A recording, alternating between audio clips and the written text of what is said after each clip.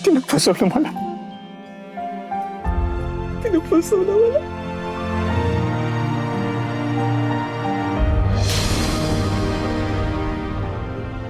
Sir शांत व्हा. हो सावरा तुम्ही स्वतःला. हो काही गोष्टी नसतात आपल्या हातात. बुवा म्हणतात ना ते बरोबरच. माणसाचं जेवढं नशिबात आयुष्य असतं ना तर तेवढंच जगतो. कधी कधी तर आत्ताच जन्माला आलेलं लेकरू जे जग बघत सुद्धा नाही ते सुद्धा हे जग सोडून जात. हो विचार करा तेव्हा त्या जन्म देणाऱ्या आईला काय वाटत असेल. हे बघा ऐका माझं, तुमच्यावरतीच या घरातला आनंद अवलंबून आहे. या घरातलं सुख उत्साह सगळं तुमच्यावर अवलंबून आहे. तुम्हीच जर असं खचून गेलात तर कसं चालेल बरं. शांत व्हा, रडू नका. बसेल सावरा तुम्ही स्वतः. आता तुम्हाला मन घट्ट करावं लागणार आहे. या घरातल्या माणसांसाठी तुम्हाला खंबीरपणे उभं राहावं लागणार आहे. अहो तुम्ही जर स्वतःला सावरलं तरच तुम्ही मालती मॅडम आणि आबांना सावरू शकणार आहात ना. शांत व्हा. खूप मोठा धक्का बसला इंद्रजित सरांना. नाही राणे, ही ती वेळ नाहीये. या सगळ्यातनं सरांना आधी बाहेर येऊ देत. मग तू त्यांच्याकडे तुझ्या मनातली शंका बोलून दाखव. हा विषय आता तरी नको. पण अश्विनीचं हे अचानक जाणं, हे जे कोड आहे ना ते तुला सोडावंच लागेल. सरांना या दुःखातून बाहेर येऊ देत, सावरू देत. तोपर्यंत तू ह्या सगळ्याचा तपास कसा लावायचा ते बघ. या प्रकरणात ही जी काय गडबड आहे ना ती मी आता उघड करूनच शांत बसणार आहे.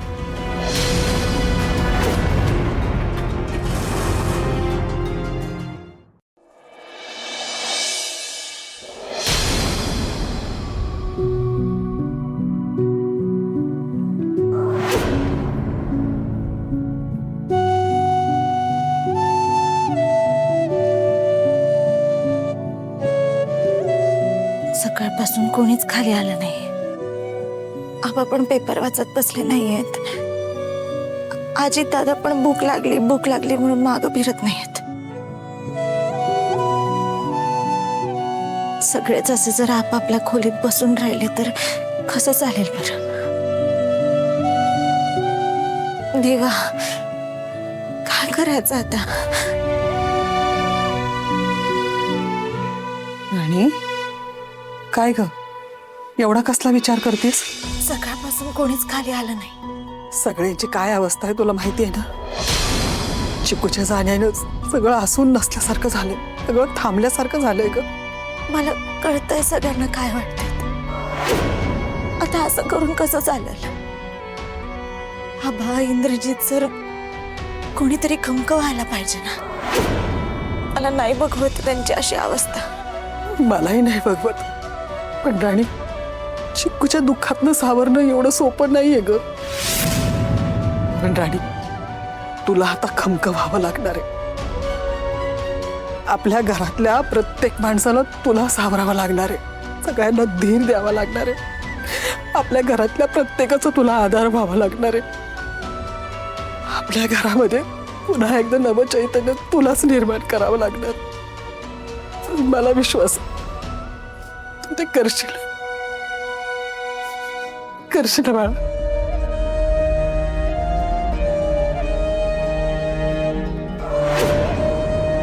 रत्नाई काय ग. एक विचारू का. हो विचार. त्या दिवशी जेव्हा मी हॉस्पिटलमध्ये ऍडमिट होते त्या दिवशी अजित दादा डबा नाही का घरी विसरले होते. हा तेव्हा आपल्याकडे कुठली भाजी बनवली होती. का ग मध्येच असं काय विचारतेस. तुम्ही प्लीज सांगा ना. त्या दिवशी पालकची भाजी बनवली होती. पण ही भाजी टेरेसवर कशी काय आली. राणी, काय ग काय झालं. काय नाही काही नाही आई.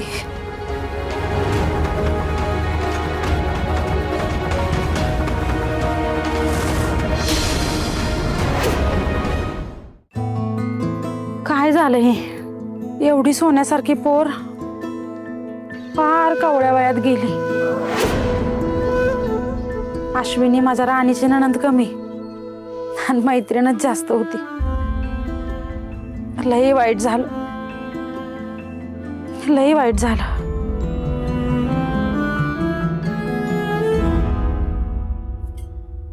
ऐक ऐक ऐक ऐक ऐक हे सुरके सुरके सुरके, अगं काय झालं? अगं आत्ता तर बरी होती ती. ऐक खेर काढत होती मी घरातला आणि अचानक कमरत कळ गेली माझ्या. ऐक अगं काय गरज होती का केअर काढायची? तुला सांगितलं ना तब्येतीला जप म्हणून. काल पण त्या राणीच्या घरी गेली की तिथं पण कामाला झोपून घेतलंच बघ. अहो मी नसतं झोपून घेतलं तर सगळी लेकरं उपाशी राहिली असती. बघताय ना त्यांची कशी अवस्था झाली ती. लय त्रास होतोय का ग? लय दुखती कंबर, काय कळ ना लय कळ जाते. जर व्हायचा आराम कर म्हणजे पाठीला कळ लागायची बंद होईल. अहो मी जर अशी झोपून राहिली तर घरातली कामं कोण करायचं? का माझा हात काय कुठे गेल्यात होय? अगं मी करतोय काम. सगळी कामं नुसत्या अंगा ओढून घ्यायची सवय बघ तुला. आधी आराम कर बघू. अहो आता वय झालंय माझं, वयाप्रमाणे थोडं इकडे तिकडे व्हायचंच की. एवढं काही नाही, बरं वाटतंय मला आता. बरं वाटतंय म्हणून लगेच उड्या मारायला सुरुवात करू नकोस. पडून राहा. आणि बघ सुरके, आज ना आपण काय झालं तरी डॉक्टरकडे जायचा. डॉक्टरकडं? नाही नाही नको, एवढं काय नाही झालं. अगं सुरके, फार डोळ्यातनं पाणी येऊस तर सहन करतेस आणि मग ती एवढं काय नाही झालं. ते काय नाही, आज आपण डॉक्टरकडे जायचंच. आणि हे बघ, आडगापाना जर का केला ना तर मी त्या गोट्याला बोलवीन आणि उचलून घेऊन जाईल बघ तुला. का बसा, तुम्हाला जी करू नको म्हणलं ना तीच करू नका तुम्ही. काय करू नका? अगं तुला एवढा त्रास होताना नाही बघू शकत मी. अहो नाही व्हायचं काय मला. फोन पण देणार नाही बघ मी काय. आधीच माझ्या राणीच्या डोक्याला लय ताप आहे, अजून नाही द्यायचा तिला त्रास. ते बी खरं आहे तुमचं. माझं बी हे दुखणं एकदम असं वर का डोकं काढतं काय कळत नाही. अहो आधी कधीच एवढं दुखलं नव्हतं. हे बघ, म्हणून म्हणतो तू पडून राहा. आज आपण एकदा डॉक्टरला दाखवूच काय ती. तू जेवणाचं काय सुद्धा करू नको, मी बघतो काय ती. आणि बघ, राणीच्या घरी ना मी एकटाच जाऊन येतो. असं कसं काय म्हणताय तुम्ही? एकटं जाणार होय? बरं दिसणार आहे का ती? मी बी ऐक. अगं काय नाही होत, आम्हाला माहिती तुझी तब्येत बरी नाही ती. आणि बघ मी जातो, थोड्या टायमाने जाऊन येईल. तू पड बघू, पड पड पड, झोप येतो झोप. झाळ झाला बाया या दुखण्याचा.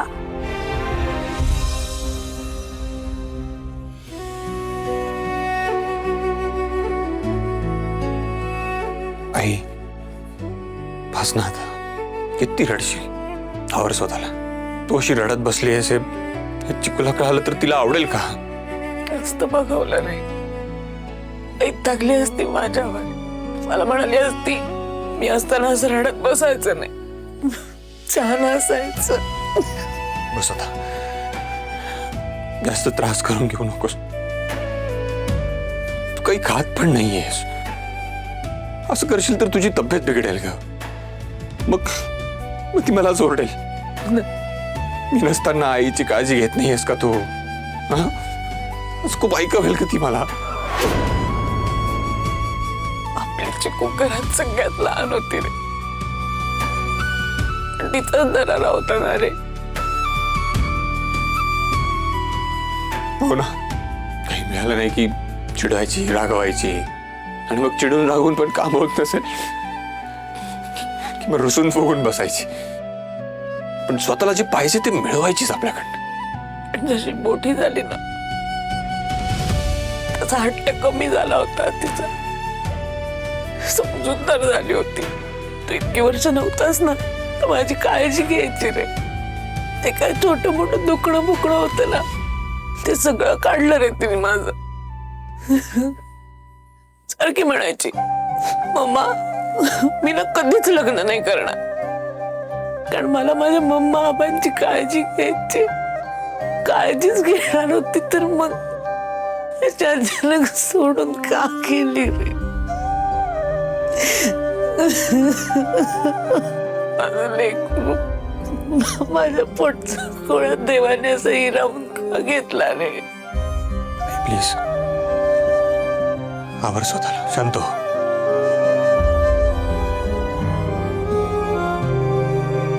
कशी आवरू इतरा? सांग ना कशी आवरू? आई बापासाठी त्यांची पोरं जीव की प्राण असतात त्यांचा.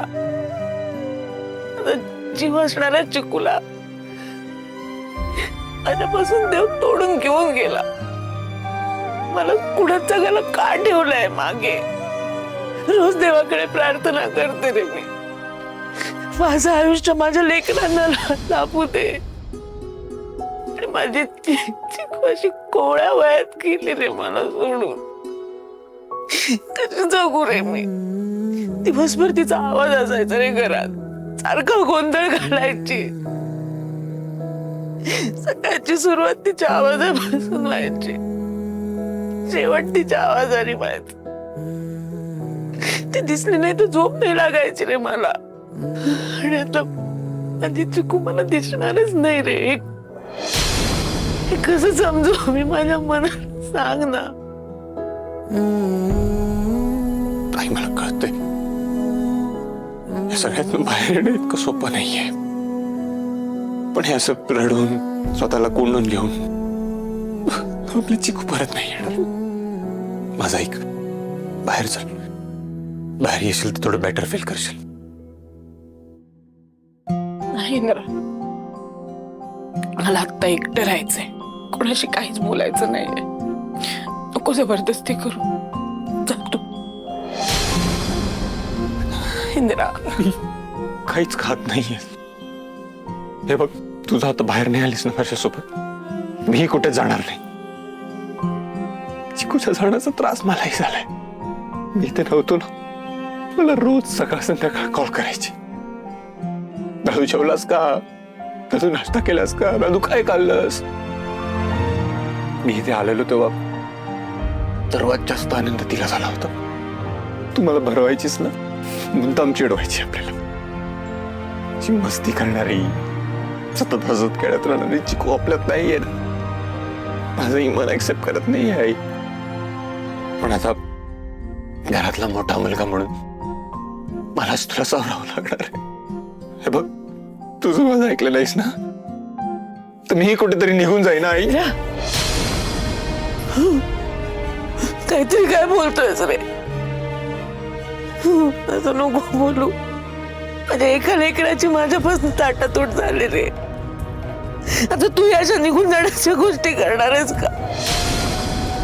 पाया पडते, तू जास्त काहीतरी बोलू नको. मी सांगतोय ते ऐक. चल माझ्यासोबत बाहेर, थोडं खाऊन घे काहीतरी. चिकू सारखा हट्ट मीही करू शकतो, तुला चांगलं माहितीये. तिच्यापेक्षा जास्त हट्टी मी आहे. ऐकते. चल मग, उठ. चल चल चल, आई उठ बघू, उठ.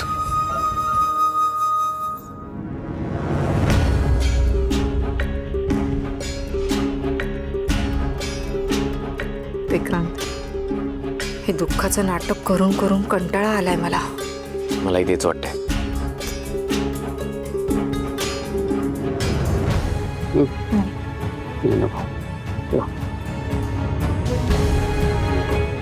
आबा, मी काय म्हणतो, आपण काकीनं बोलवूया का? नाही तर एकट्याच रूम मध्ये तर बरोबर नाही. हो ना, त्यांनी आता स्वतःला त्रास करून घेणं थांबवलं पाहिजे.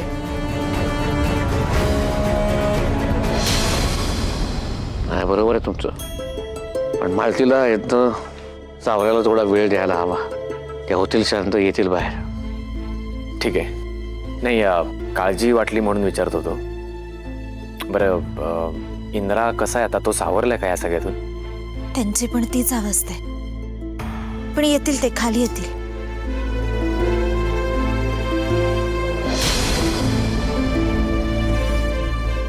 इंद्रा, हे बघ, माझी बोलायची इच्छा नाही आणि ती वेळ नाही आहे. पण फॅक्टरीमध्ये अरे आपली खूप कामं पेंडिंग आहेत, काही मीटिंग्स लँड आहेत. आपण जाऊन येऊया फॅक्टरीमध्ये? आपण नाही, तू जाऊ नये. माझी इच्छा नाही. अरे इंद्रा, असं करून कसं चालेल? सगळी फॅक्टरी तुझ्या हातात आहे. हो, पण काही दिवस तू सांभाळलंस तर सगळं काही तुझ्या हातात जाणार नाहीये.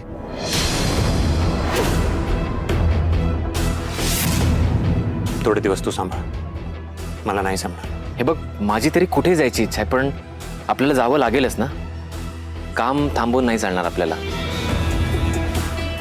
विक्रांत, तू जा आणि नीट लक्ष देऊन काम कर. विक्रांत सर,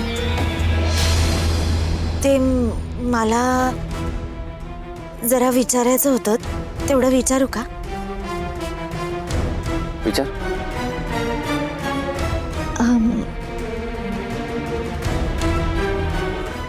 अश्विनी जेव्हा माझ्यासाठी डबा घ्यायला घरी आली तेव्हा तुम्ही दोघं जण घरातच होतात का?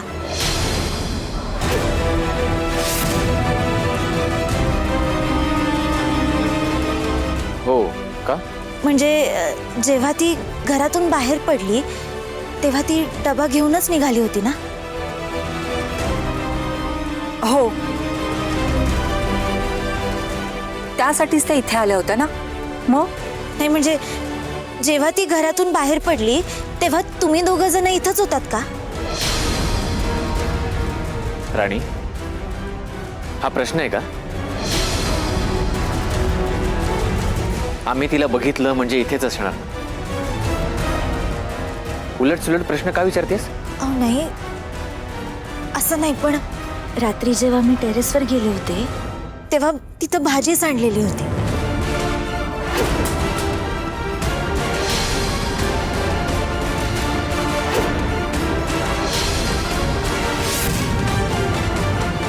ही तीच भाजी आहे जी अश्विनी डब्यात घेऊन येणार होती.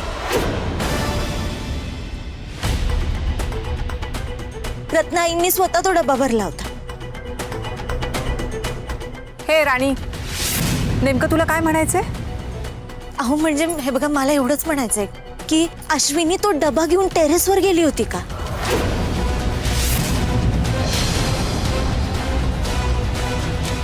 आणि तिकडे जर त्या डब्यातली भाजी खाली पडली असेल तर ती तसाच डबा घेऊन का घरातून बाहेर निघेल ना?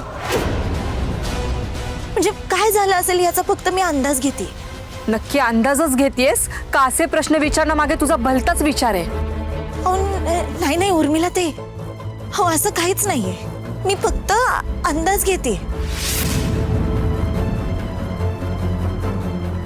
म्हणजे आता तुम्ही दोघं जण जर म्हणताय की ती डबा घेऊन घराबाहेर पडली होती तर तिथं ती भाजी कशी सांडली असेल? अश्विनी खरंच टेरेसवर गेली होती का? म्हणजे नेमकं काय घडलं असेल? आता तुम्ही दोघं जणच घरात होतात म्हणून तुम्हाला विचारते, तुम्ही दोघं टेरेसवर गेला नव्हतात का? राणी,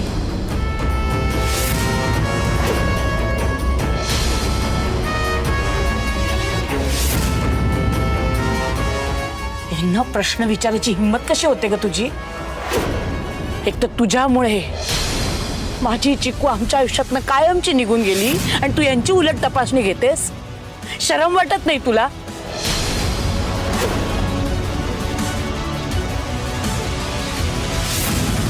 अगं का गेलंस माझ्या पोरीला?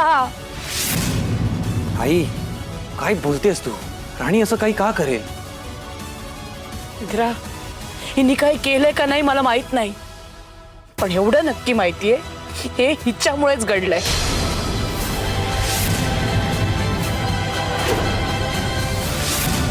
आणि तू सतत तिची बाजू घेत असतोस ना, मग विचार ना तिला. जेव्हा मी नको म्हणत होते तेव्हा हिनी चिकूला डबा आणायला का पाठवलं? हॉस्पिटलमध्ये जेव्हा मी अडवत होते तिला तेव्हा चिकू हिच्या कानात जाऊन काहीतरी बोलली ना. कोणीच जायची गरज नाहीये. मम्मा, अगं ती नाही म्हणतीये म्हणून तिला उपाशी ठेवायचंय का? अश्विनी एवढं म्हणतेच आहे की ती जाते डबा घ्यायला, तर तिला जाऊ द्या ना. आणि तेव्हाच तिनेच जाऊ दे म्हणून विनंती केली. आबा पण लगेच चिकूला पाठवायला तयार झाले. विचार ना हिला इंद्रा,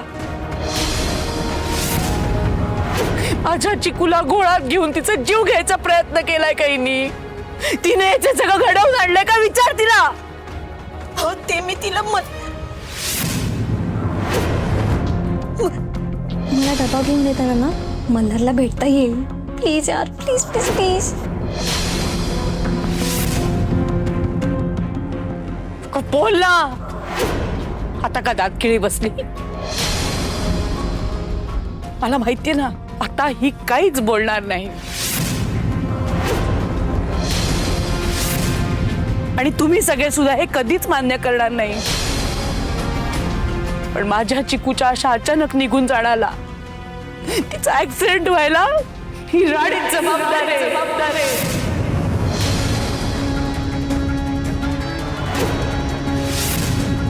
हिने जीव घेतलाय माझ्या चिकूचा. मालती, मी तुमची अवस्था समजू शकतो, पण घरातल्या सगळ्यांचीच ती अवस्था आहे. म्हणून तोंडाला येईल ते बोलू नका, अर्थाचा अनर्थ होतो. नको ते आरोप करू नका. हे बघा, राणीनं चिकूला डबा आणायला सांगितला आणि चिकूचा ऍक्सिडेंट झाला. हा निव्वळ योगायोग आहे. यात राणीचा काय दोष आहे? हिचाच दोष आहे.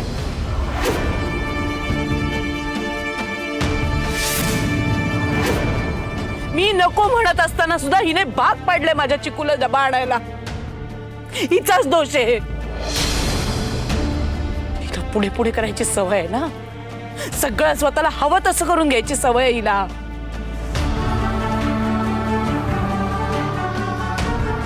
हुकमाची राणी समजते नाही स्वतःला. याच हुकमाच्या राणीनी माझ्या पोटचा गोळा, माझ्या काळजाचा तुकडा माझ्यापासून हिरावून घेतलाय.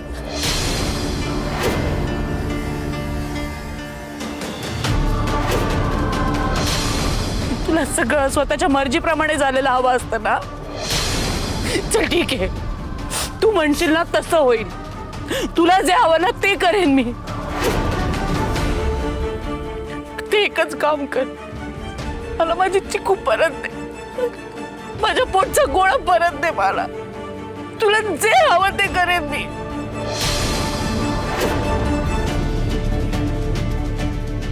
बोल, देशील परत? अगं बोल ना.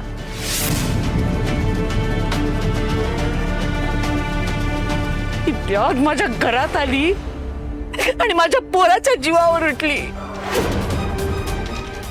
माझ्या इंद्राला कित्येकदा मारण्याचा प्रयत्न केला हिने, पण हिच्या प्रयत्नाला यश मिळालं नाही ना. म्हणून माझ्या चिकूचा जीव घेतला.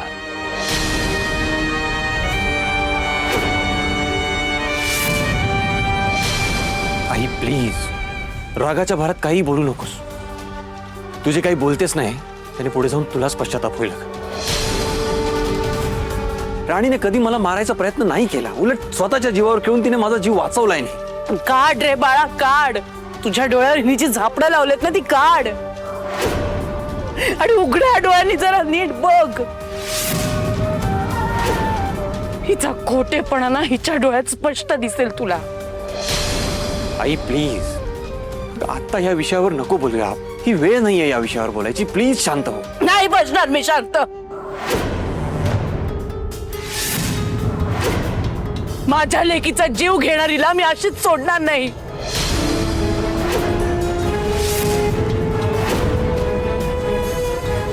जगणं मुश्किल करेन मी. ही राणी आम्हाला प्रश्न विचारून जो खड्डा खणत होती त्यात स्वतःच पडली. सगळं प्रकरण राणीवरच शिकलंय. What a timing Malati. आबा,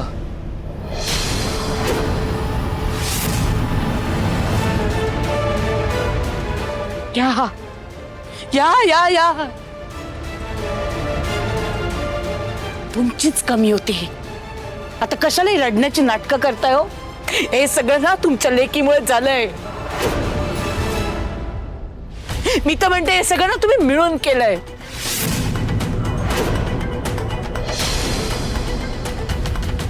त्यामुळे माझ्याच घरात येऊन ही रडण्याची डोंगा अजिबात करू नका. लाज नाही वाटत का हो? स्वतःच्या दळभद्री पोरीवर असले घाणेरडे संस्कार करताना लाज नाही वाटत?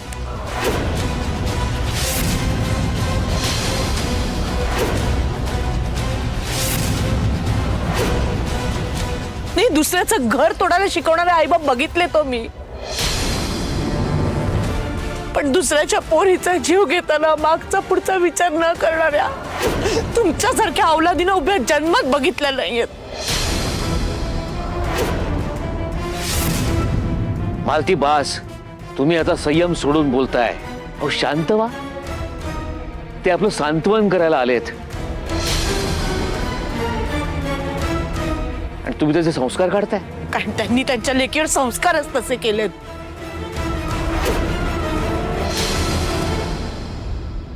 फक्त आणि फक्त हिच्यामुळे आज माझी चिकू माझ्या सोबत नाहीये.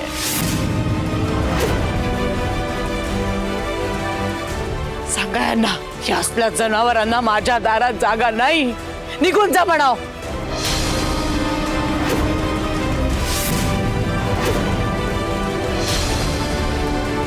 बाईसाहेब, अहो आम्ही आमच्या लेकीला माणसं जोडायला शिकवलं होतो आणि माझी राणी चिकूवर लय जीव लावायची. ती कशाला जीव गेलो तिचा. हे असलं पाप आमच्या माती नका मारू बाईसाहेब. वाटलं तर पाया पडतो. मागे वा. माझ्या पायाला हात लावायची लायकी नाहीये तुमची. आणि माझ्या चिकूर जीव असल्याचं ना ढोंग केलंय तुमच्या पोरीनं. हे काय कळत नाही का मला.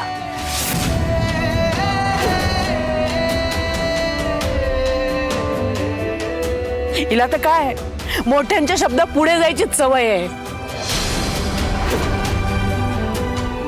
मी नको म्हणत असताना तुमची अभद्र पोरगी जर का गप्प बसली असते ना, आज माझी चिकू माझ्या जवळ असते.